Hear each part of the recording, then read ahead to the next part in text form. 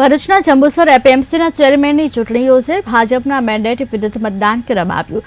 ભાજપના ભૂપેન્દ્રસિંહને ફક્ત 4 મત મળ્યા। હાર થઈ વનરાજસિંહ મોરીને 15 મત મળતા વિજેતા ચેરમેન તરીકે વનરાજસિંહ મોરીની ગાદી મળશે।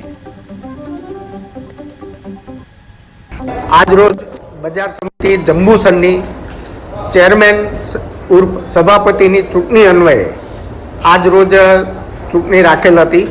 કુલ 19 ડિરેક્ટરો પૈકી કુલ 2 ડિરેક્ટરોએ ફોર્મ ભર્યા હતા, જેમાં મોરી વનરાજસિંહ છત્રસિંહ અને ભૂપેન્દ્રસિંહ સુરસિંહ રાઠોડ એમ 2 ડિરેક્ટરોએ ટોટલ ફોર્મ ભરતા 19 ડિરેક્ટરોને બેલેટ ઇસ્યુ કરી ગુપ્ત મતદાન પદ્ધતિથી મતદાન લેવામાં આવેલ હતું અને મતદાનને બાદ મતગણતરી કરતા મોરી વનરાજસિંહ છત્રસિંહને જીતેલ જાહેર કરેલ હતા।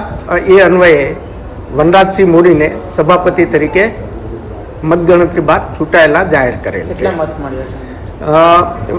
વનરાજસિંહ મોરીને કુલ 15 મત મળેલ હતા 19 પૈકી।